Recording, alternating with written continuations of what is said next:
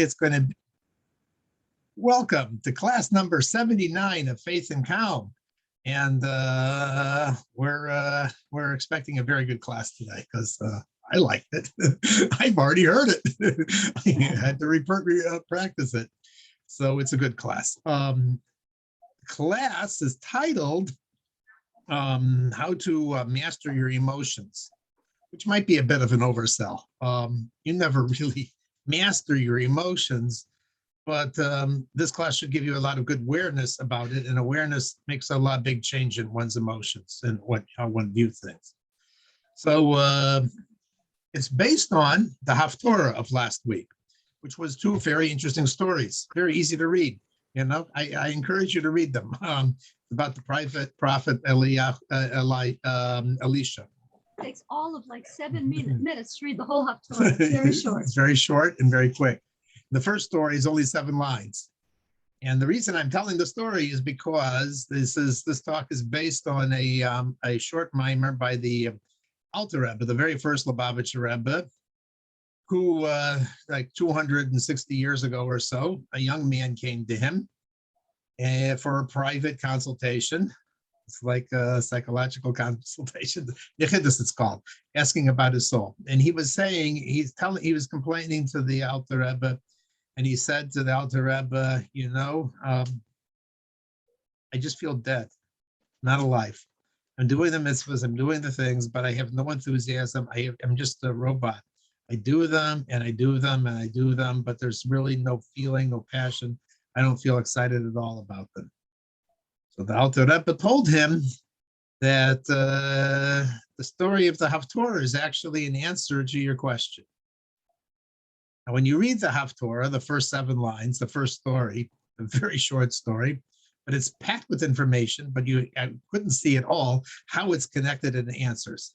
Basically, if I haven't told you this before, and I don't think I've given this class, I've not given, certainly not on Zoom before, is it starts out and it says that there was a woman who was the wife of a prophet, and she came to the prophet Elisha.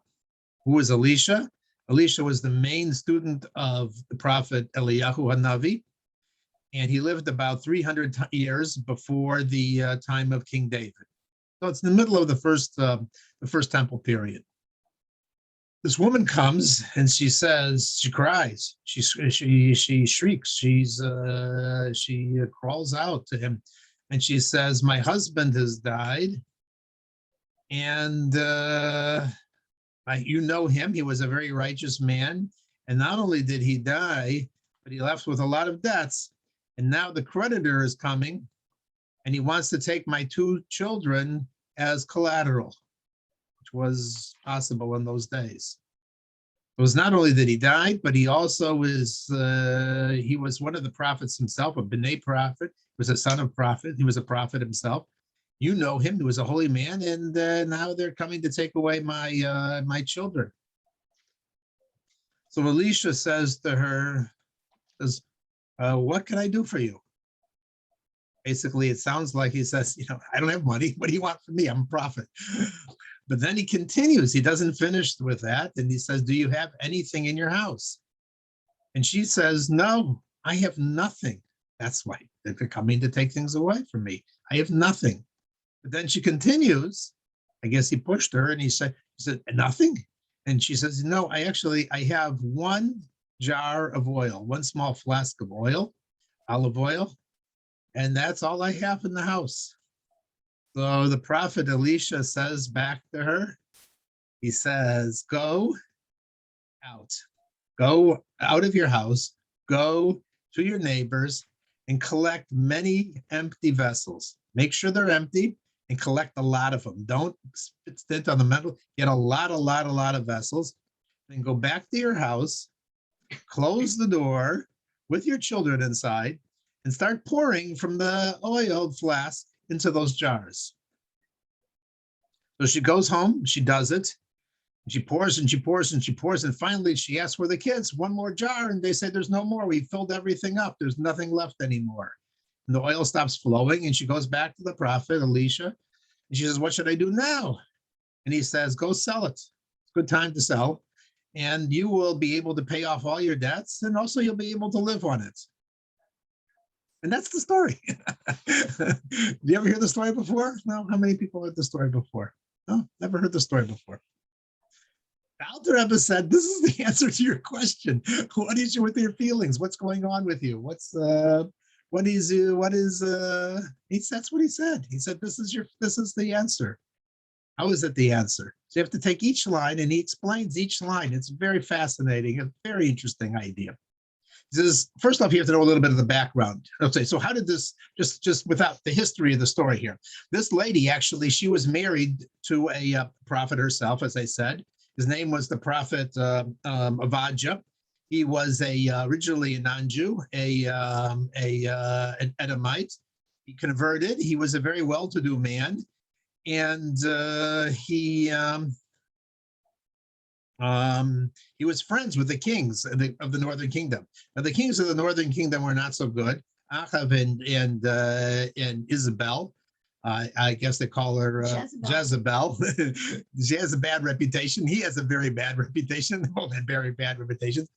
And at one point in time, they decided to kill off all the prophets in the Northern Kingdom, all the prophets of God. And Avadja was an advisor, and he tried to save these prophets. And he used his own money, and he hired out 2 caves, which could each hold 50 prophets.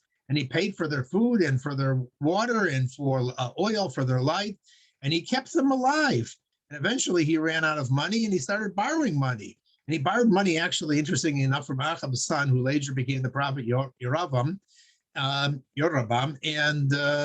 he borrowed a lot of money, and this guy, this son of Achab, was no tzaddik. He was charging interest. No, the person he borrowed the money from was not. Okay. And the interest started keeping growing and growing and growing, and then he died.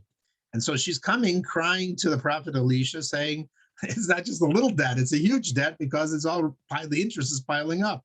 And so he's now the king, and he's going to take away my kids. Okay, so what's the message of the story? So she goes to the prophet Elisha, and she says, my husband died. Now, in the Hasidic thought, the idea of husband and wife is also viewed as the relationship of the whenever it says a woman, it also can be referring to the soul, because the soul is feminine. It's always in a relationship. It's in a relationship with God, and it's always in that relationship. It always has that connection. That's the truth about husbands and wives, that they're always in a relationship. With other people, you can sometimes, you're friends, you can disappear for a while. For brothers and sisters, you can lose touch. But a husband and wife are always in a connection. They're always connected no matter what. And if it's either a good relationship or it's a bad relationship, but it's always there. You can't ignore your wife. If you try and ignore your wife, it won't turn out very well. So you have to know you are always in a relationship. So she says, I'm in a relationship, but my husband died. I don't feel anything, meaning I don't have any relationship with my soul. My soul is not connected with God. I've lost my passion. I've lost my passion for mitzvahs. I've lost my passion for life. I feel dead, she's saying. And that's a big problem. That's a big problem. Actually, I think it was... who was it? It was Toynbee, I think, who said that what is boredom? Boredom is that you have a desire that you should have a desire. It's very bad not to know that you need to know. You want to want. I want to want. I want to feel. I want to die. And sometimes you just don't even feel. You're so dead that you don't even want. That you feel you don't want. But she's crying, meaning Elisha notices it. You're not crying for no reason. Somewhere in you is very disturbed by this fact that you don't have a feeling, and you're not excited about life, and you're not wanting to want. So that's why she's going to Elisha, because Elisha is actually the name. Elisha is made out of 2 words, Eli and Shah, which means my God turns to me. So she turns to God and she says, I don't have this connection with my soul. the woman is complaining that her soul is disconnected with her husband, meaning that, this desire for Hashem. And he's a prophet, meaning that when the soul was in heaven, of course it had a connection. Every Jew is a prophet. They always feel a direct connection with God. But when it comes down in this world, sometimes what can happen is you become deadened and life just goes on and on and on in a robotic manner.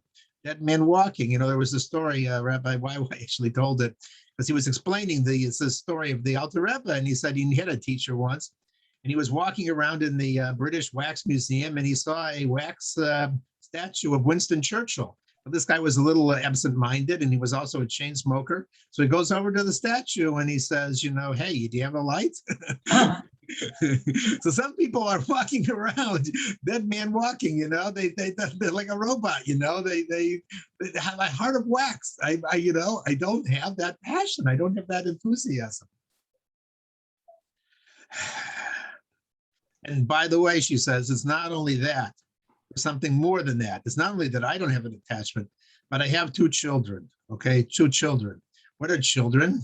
So children and mystic, Kabbalistic, and Sefer Yesira, which is a real Kabbalistic Sefer, explains that the children are the children of the father and the mother. The father and the mother is often referring to the intellect and the understanding, say Chachma and Bina. Why is that? Because emotions don't come from nowhere. Emotions are always triggered by something, some thought, some reason. Something gives rise and gives birth to the emotions. They always are a product of what you're thinking about. And I'll give you the example. I think I gave the example before, but it's a great story. And it's worth telling again because it's a good story. The story goes as follows. There was an author named Stephen Covey. He wrote this book, Seven Practices for Effective People or something like that. And in that book, 7 Laws of Highly Effective People or something. 7 Habits of Highly Effective People. Thank you. So attractive. Good. So he wrote in this there, he said he was once riding in the New York subway, and people usually are trying to ignore everybody else and not make eye contact. They're looking at their crossword puzzles, they're looking at their magazines. Now they're probably looking at their iPhones or whatever, and nobody's paying attention. And onto the train, there came a man and some children, and the kids were just wild. They were rowdy. They were running up and down the car. They were jumping on the seats. They were jumping on top of people, and there was nobody controlling them. The father was just sitting there, staring out the window. And people tried to eye him and give him a signal or something, and nothing was working. Finally, somebody walked over to him and said to him, you should really do something about your children. They're disturbing everybody. And the guy comes like he's like from underwater. He looks up and he goes, "You're right. The only thing is I don't know what to do. You see, we just came from the hospital an hour ago where my wife, the mother of these children, died. And we're going back home. And I don't know what they're probably just acting out their emotions, and I don't know what to do with them right now." And the atmosphere in the train car changed entirely from everybody trying to scream or yell or do something against the children. They all said, they were like, no, jump on me. The entire attitude changed the opposite way. Everybody was so sympathetic to the children, and nobody was angry with the children anymore. This is a great lesson. This is a lesson about emotions. Emotions don't come out of nowhere. They're always triggered. They're always sparked. They're always engendered by something we know. And so sometimes the most important thing is to get to talk to somebody else, to see a different perspective, because, sometimes when you're having an emotion and you're thinking and you're very involved in that, so forth, if you can reframe the issue, if you can think about it differently, the emotions will be different too. So the emotions are always engendered by what you're thinking about. And sometimes we think about things in a certain way and somebody else thinks about it a different way, and they have different emotions. That's because each one of us is unique and we each have different emotions based on what we know. But the fact is that every emotion is definitely rooted in some sort of thought. So back to our story. So the woman says, my husband died. I've lost my passion. I don't feel any emotions. I'm just cold and dead and lifeless. And my emotions have been captured by, I've been taken away. I don't have any feeling anymore. So Alicia says an interesting thing to her. What does he say to her? He says, what can I do for you? What is there to do for you? Why? What it sounds like he's pushing her off, but really he's telling her a very important lesson in Judaism, which is that you are the author of your own story. I can't write your life. You are in control of your story. God may know the future. He may know every DNA and everything how you operate. But the only person who can actually act and write the script of your story is you. You have to do it. I can't do anything for you. You have to do it. But let me give you the clue so you can write it your own story. So he tells her, he says, do you have anything in the house? And she says she has nothing. I just told you, I don't know what to do. I have no feeling. What am I supposed to do? How am I supposed to engender any feelings? So he says, you have nothing? And then she has to admit, yes, of course I have something. Everybody has something. What do you have? You have oil. What is oil? So the oil, remember this is a flask of oil. Does that remind you of anything? Sure. Hanukkah, a little flask of oil. And that little flask of oil lasted for 8 days. Of course you have something. What is oil? So everybody who cooks realizes oil is a very interesting substance. Unlike anything else that you put and you mix in the food and so forth, oil always rises to the top. It always stays separate. It doesn't really mix into the thing very much. And you put it in pomegranate juice and lemon juice, it stays apart. It's separate. It has a unique identity that can never been really destroyed. Oil is always there. Inside, and that's the trade with every fruit, right? You can squeeze almost anything and you can get oil out of it, coconut oil, and I don't know, lemongrass oil. Lemon oil. There's lemon oil, and there's sunflower oil, seed oil, everything. If you squeeze it hard enough, like a Jew, you squeeze them hard enough, there's oil inside there. There is a core inside of every Jew, and it cannot ever be lost. There is always that oil. And what is that oil? It's you. There's the thing that's you. The thing that makes you, you. That's the oil. What is the thing that makes you, you? It's not just your traits. It's not how you smile. It's not, because you can share that with other people. There's something that's always what's uniquely you and that can never be destroyed. That is, you always have. And it's not even in your control. You can't even change you. You are you. You can't touch it. You can't use it, but it's always there. It's always present. There always is something that is always you. No matter what is going on in your life, you are still you. And he says that is your flask of oil. And that is part of the godliness inside of you. That's that pintala yid, as the Alter Rebbe refers to, that little spark inside of every Jew that never can be destroyed, can never be wiped out. No matter what, it can always relight and rekindle, just like the Hanukkah story. So he says, you have that, but you know what you got to do? You got to go, and you got to go outside. You got to go get some empty vessels. What are empty vessels? Empty vessels refers to mitzvahs, actions, good deeds, other things for other people. Why are they called empty, and why are they outside? Why are you borrowing them?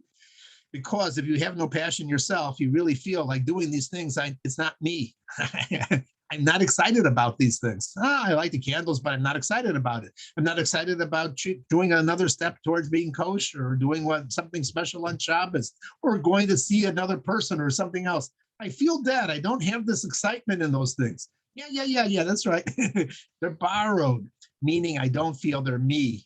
That's okay. Do more things. Do actions that make, things outside for other people, to make the world better, to bring a little godliness into the world, a little better perspective into the world. If you do things like that, then you will find that one day those will be filled up with oil. Why?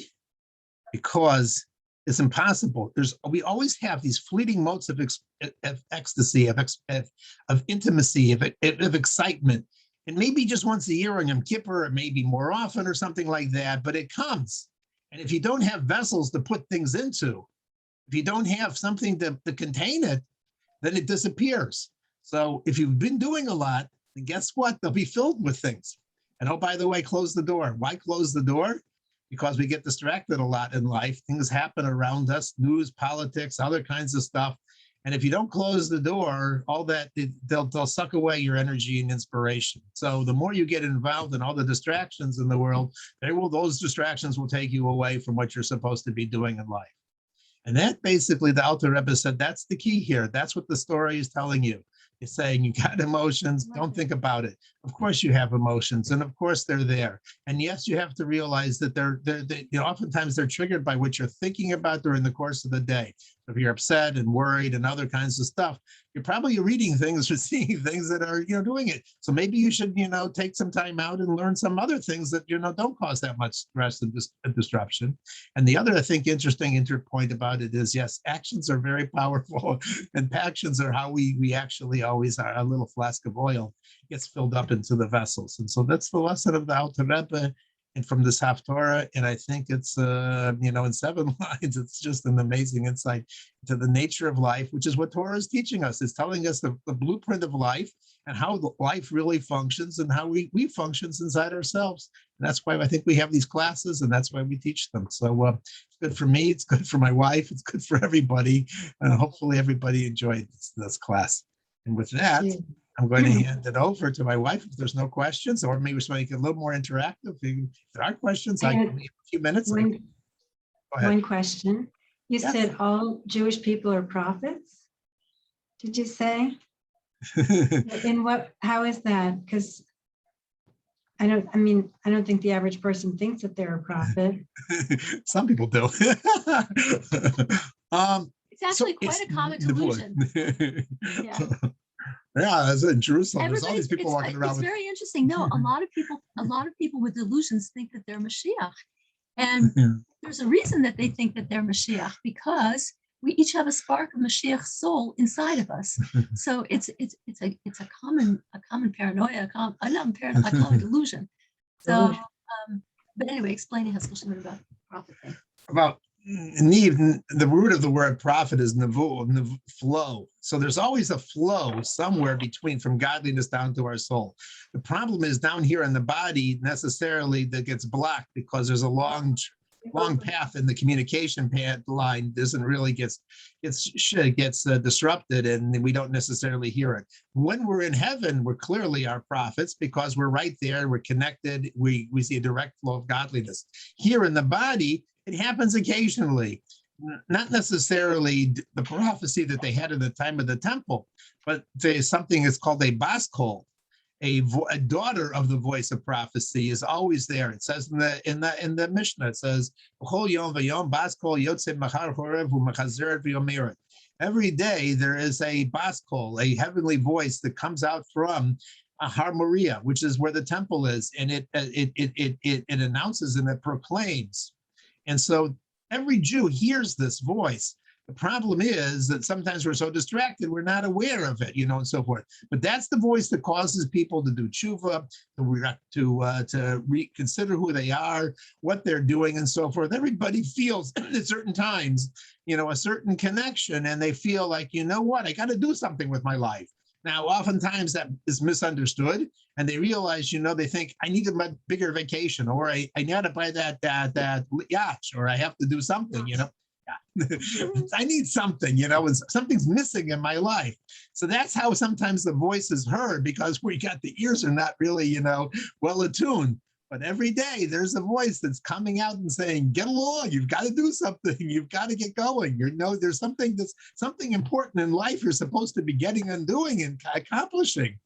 And the people think, oh, golly, I just need a better job. I need to get rid of this husband. I need to find a new life or something. Whatever it is, it's this feel I need to do something and change something in my life and maybe go out and shopping and get new clothes. I don't know.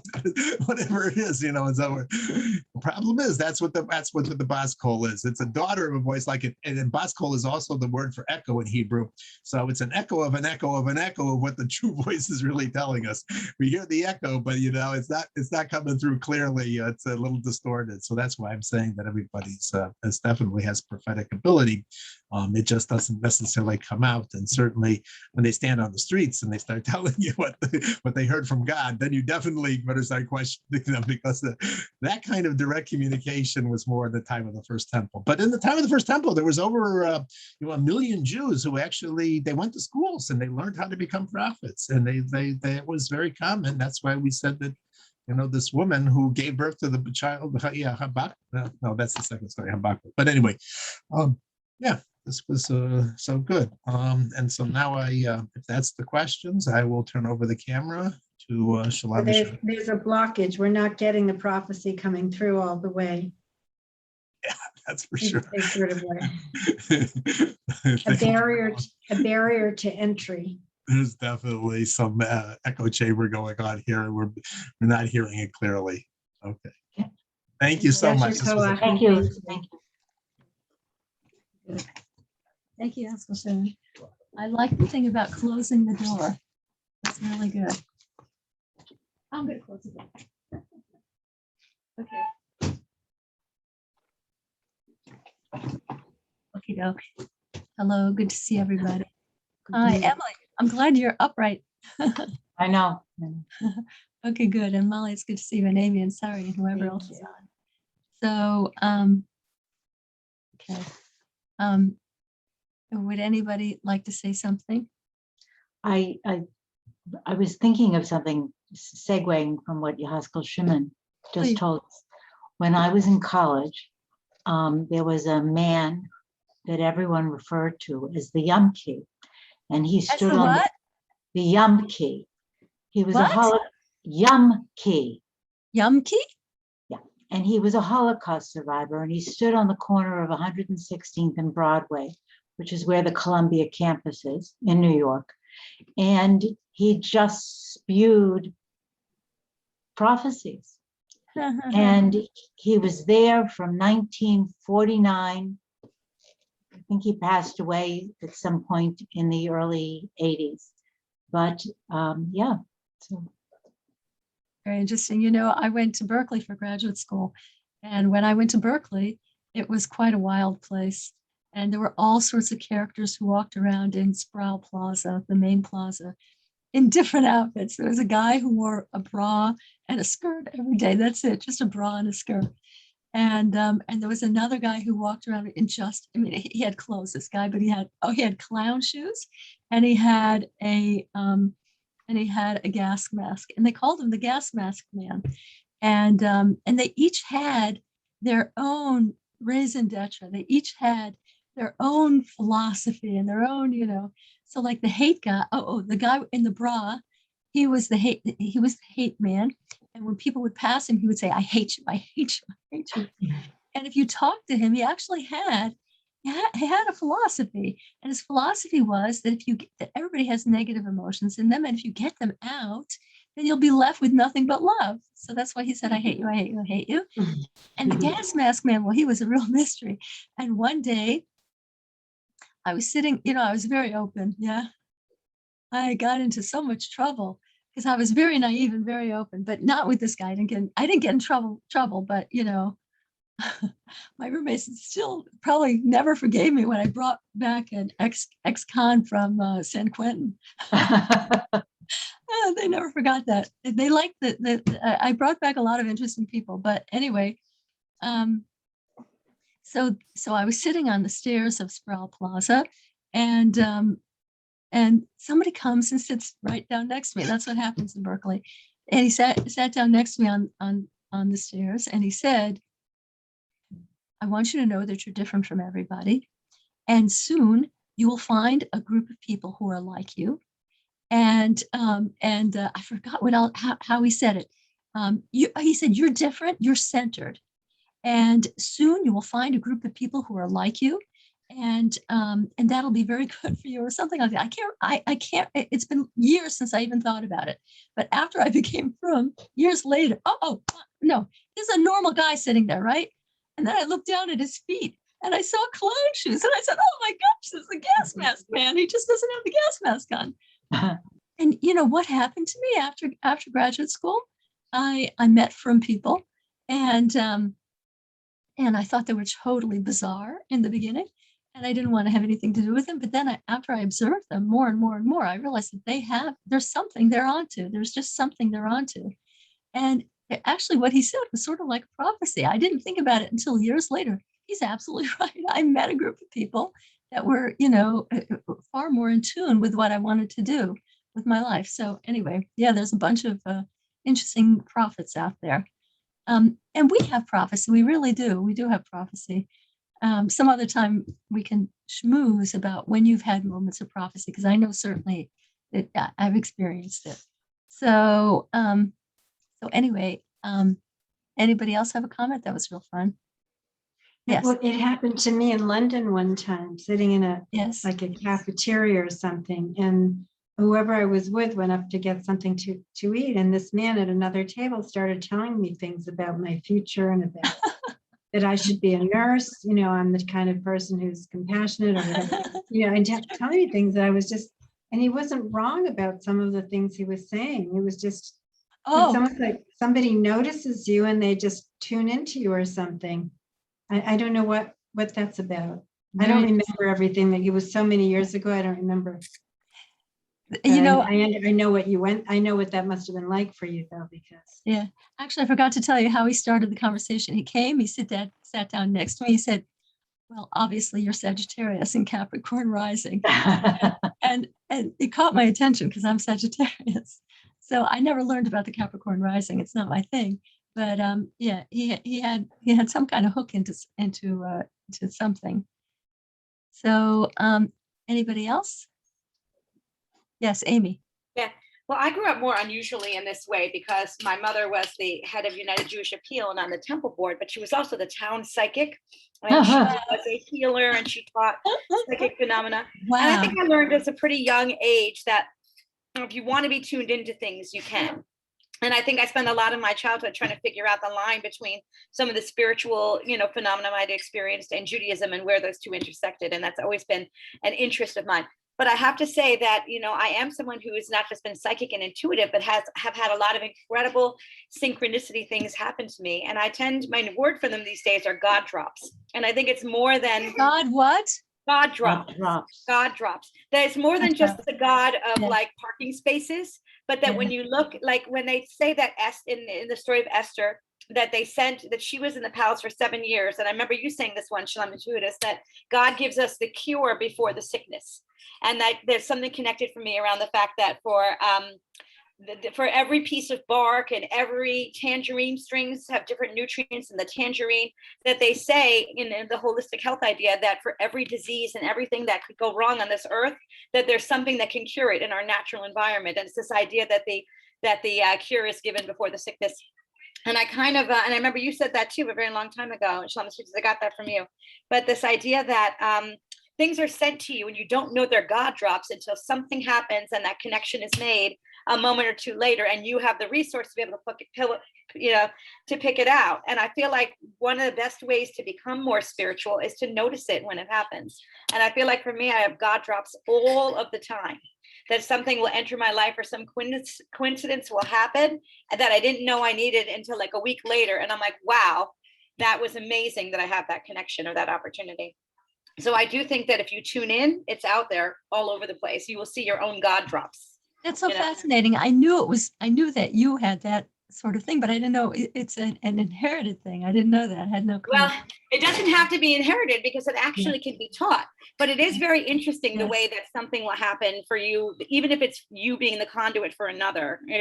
And one thing Shalom Judas knows is that I've been a matchmaker, and whether that's been accidental or not, somehow I've been able to connect people who were soulmates and help them find each other. And I've been a conduit. And I feel like in some ways I've been a conduit of things for people, or connecting them to people, or connecting them to a resource because it fell into my lap.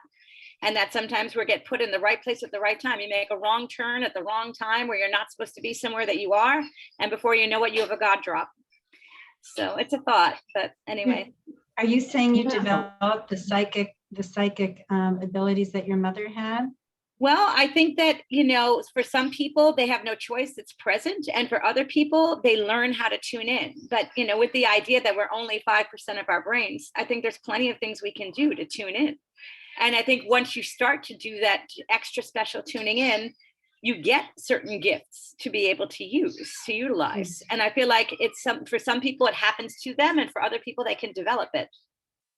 You know, there actually were schools for prophecy. Maybe sometime we should do that as a topic. But there were actually in its day when we had a lot of prophecy, there were actually schools for prophecy. So there I did not know that.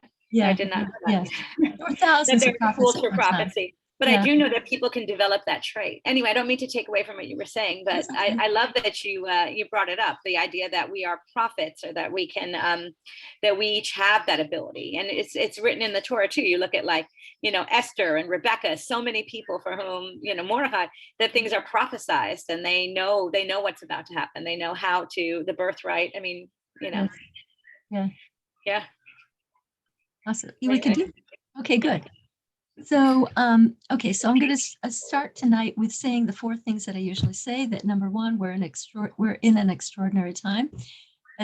Thank God I avoid the news, but every time I read the news, I think we are in an extraordinary time, and not always for good reasons. But but that's not what I mean by extraordinary. I mean extraordinary because the Lubavitcher Rebbe told us in 1992 that we are crossing the threshold into the age of Mashiach.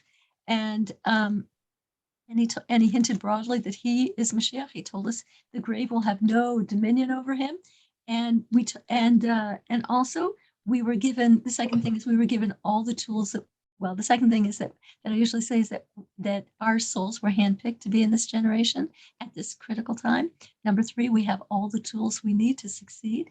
We have to use them, but we have all the tools we need to succeed. We have the Torah, we have the mitzvahs, and we have leaders like the Rebbe. And the 4th thing is that tonight we are actively furthering the process of the redemption. The Rebbe told us that the fastest way to speed the redemption is to learn about it. So I'm going to continue Haskell Shimon's theme,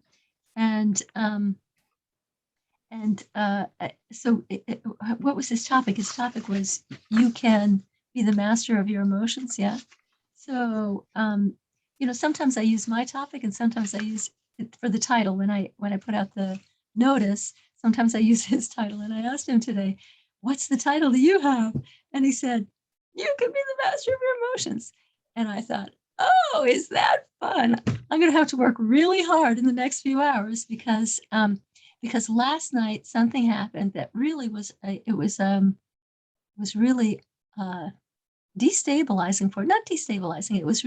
It really, what's an expression? It shook me a little bit.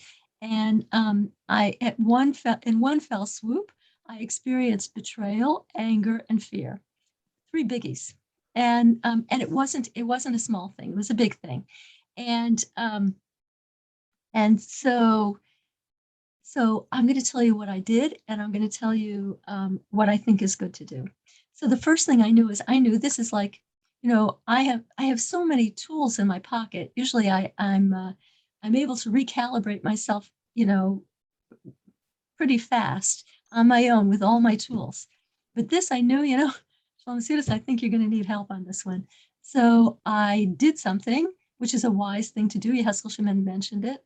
I called a mashpia. I called somebody who is on my my spiritual upline, and I knew I had to go.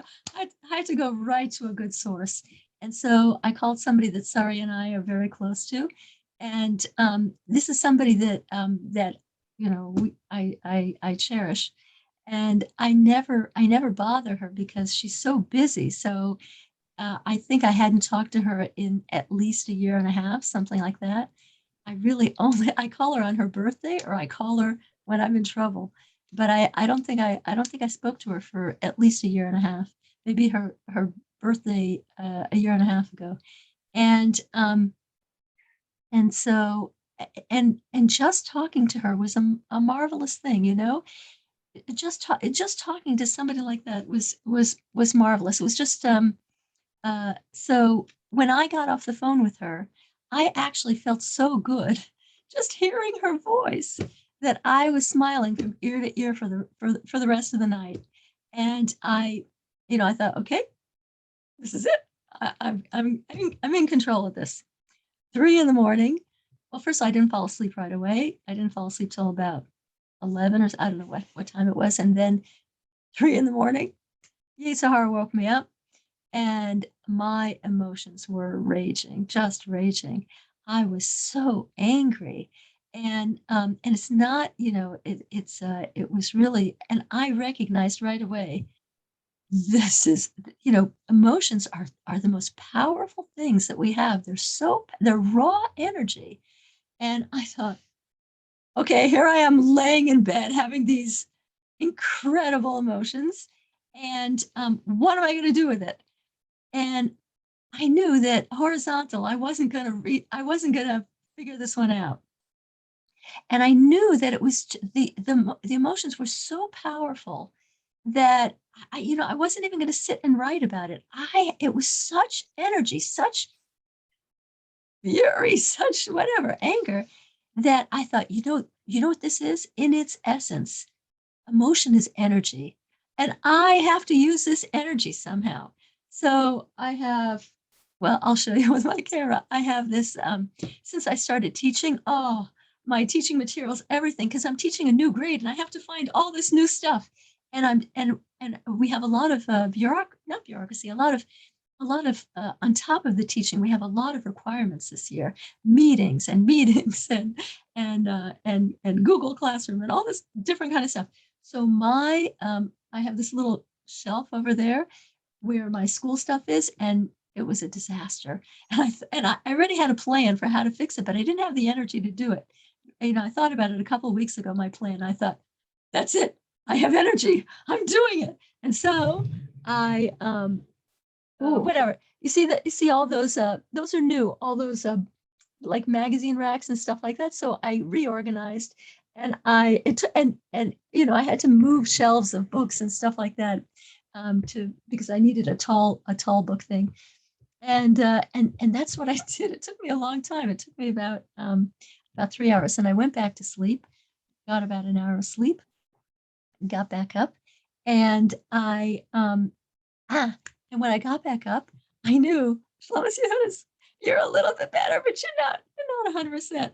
And I knew next thing, I have to pull the next thing out of my pocket. I wrote to the Rebbe and about the thing and what was bothering me and my fears and worries about it. And Baruch Hashem, I got a bracha from the Rebbe and that things would be fine. And so that was good. Then I davened, I went off to school. I completely didn't think about it. Probably the best thing a person can do is just be busy, because when I'm busy, I don't think about anything else. In school, I don't think about anything else, thank God. So then I came home from school. I still had to work on myself. And I was thinking, Yaskol Shimon told me the topic, you have to be a master of your emotions. And I had just talked in school, like I talked to the kids a lot about, I really feel that controlling our, most people are unaware. We're all aware, but most people are unaware that they have a challenger inside them called the Yetzirah. They have a voice of negativity that Hashem implanted in them. And the purpose of it is to say no to it. And in doing so, you create incredible lights up in heaven. You create, you change worlds. You save somebody in India when you answer back to your Yetzer and you don't do what they want you to do. So I usually tell the kids, I have a whole song that we have about this based on Tanya. And I do it for these 5-year-olds, whatever, 5-year-olds, 6-year-olds, 7-year-olds. And I usually tell them you have to be very strong to stand up to your Yetzer. Yetzer, by the way, doesn't talk. He doesn't say you should do something bad. He says, he speaks. God gave him the ability to speak with the word I, and you think it's you. I want to give it to that person. And I want to tell them what they did wrong. And I want to, and it's really not, truthfully, it's really not you. We don't want to do bad. We actually want to do good, but the Yetzer is the voice of raw negative emotion. And so anyway, so I usually tell the kids that you have to be very powerful. You have to be strong to stand up to your Yetzer. But this morning I realized, you better add something. It's not just strong. You have to be smart. You can't just be strong, because you have to realize that the voices of negativity in your head are the voice of the Yetzer Hara. And you have to, it's not you, it's not me that I want to do this to this situation. I want to do this, I want to do that. It's, you have to realize that there's the voice of negativity is the Yetzer, and it's your opportunity to move away from what he's saying. So, so I sat myself down and I said, okay, what do you have to do? You have to be logical. You have to use every bit of brains that you have. And so I wrote down, okay, the main person that caused this upset apologized. I got that person to apologize. And not that I got, that person apologized. But whatever damage was done was already, or possible damage was done was already out there. So I got a bracha from the Rebbe about the potential damage.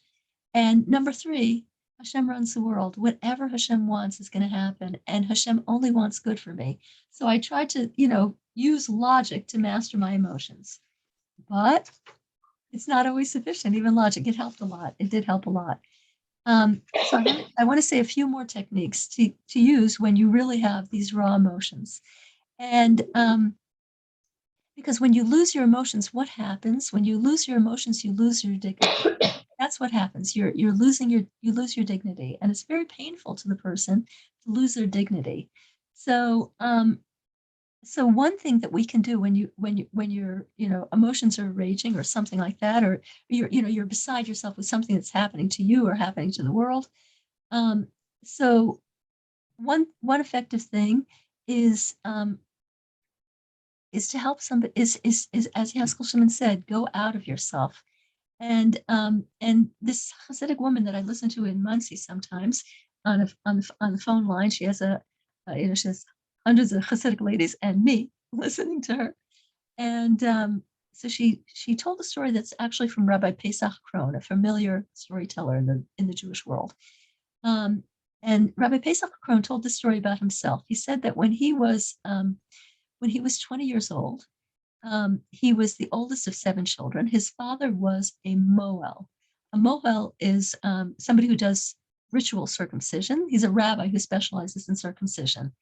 And his father became extremely ill. And his father said, I am going to teach you the craft of being, the skill of being a mohel, because you're going to have to support the family if things go worse with me. And that's what he did. And the father passed away. And so here he is. He's only 20 years old. Now he's an active mohel, and he has to support his mother and his 6 siblings and himself.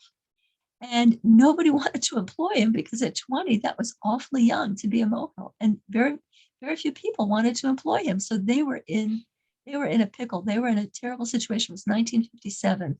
And in 1957, they didn't have all the safety nets in America that they have now.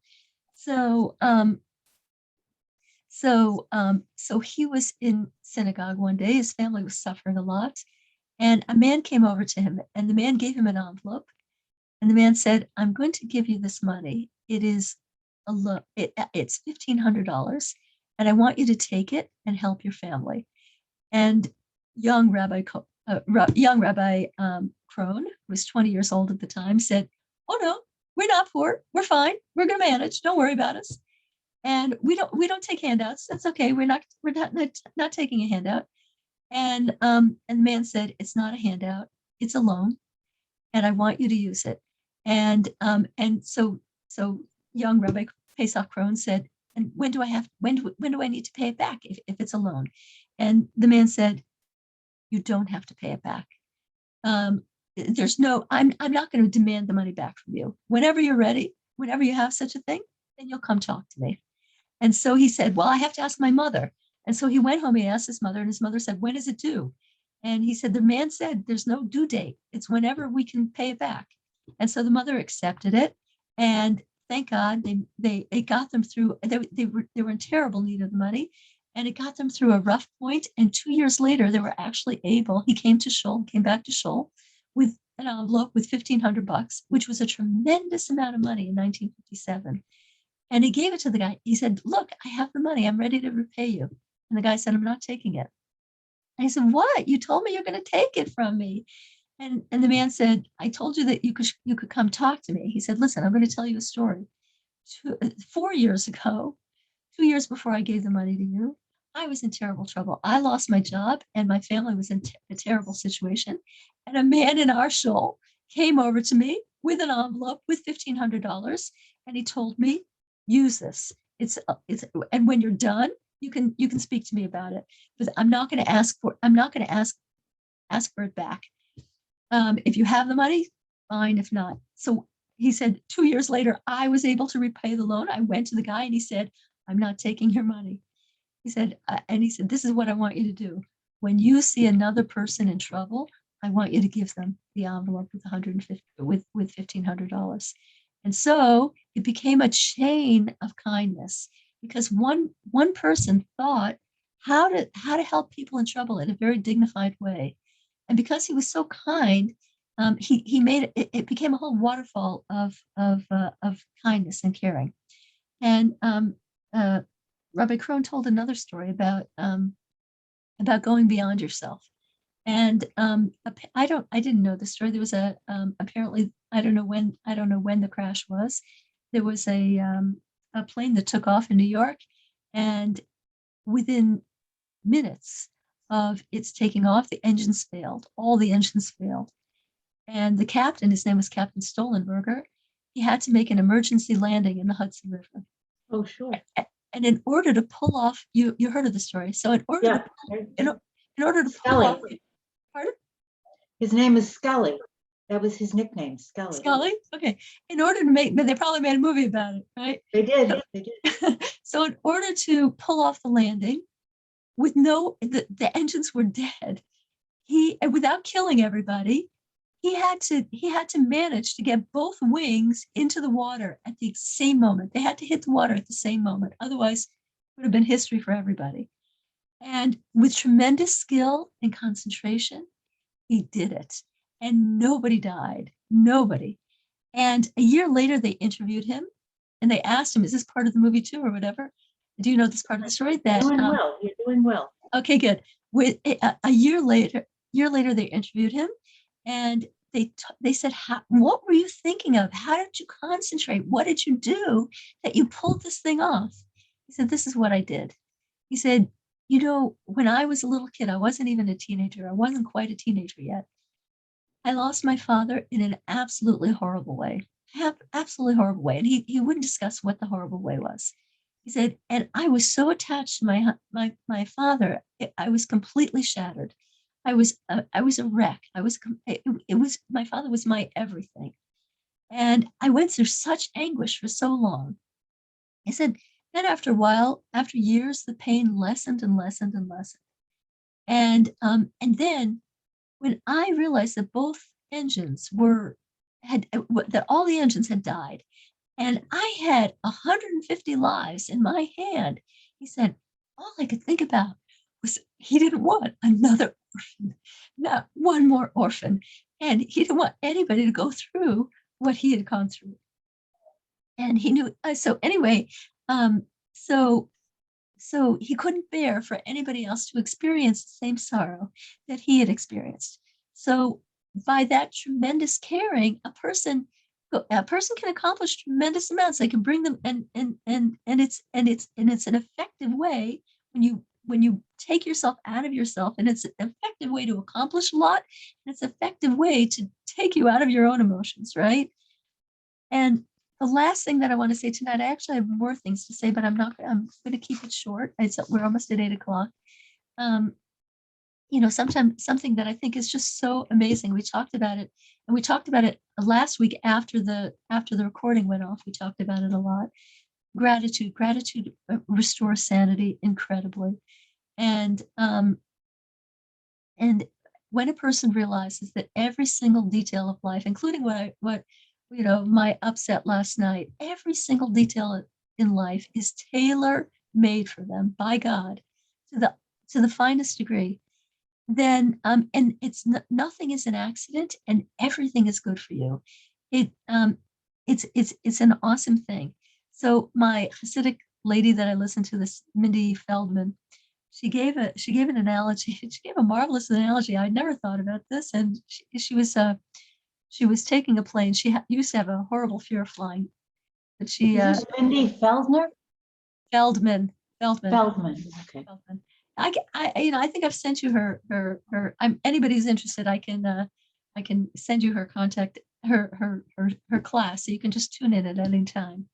Anyway, so she was now she flies. She's not afraid of flying anymore. And one day she was standing there at baggage claim, and it occurred to her, it's really interesting.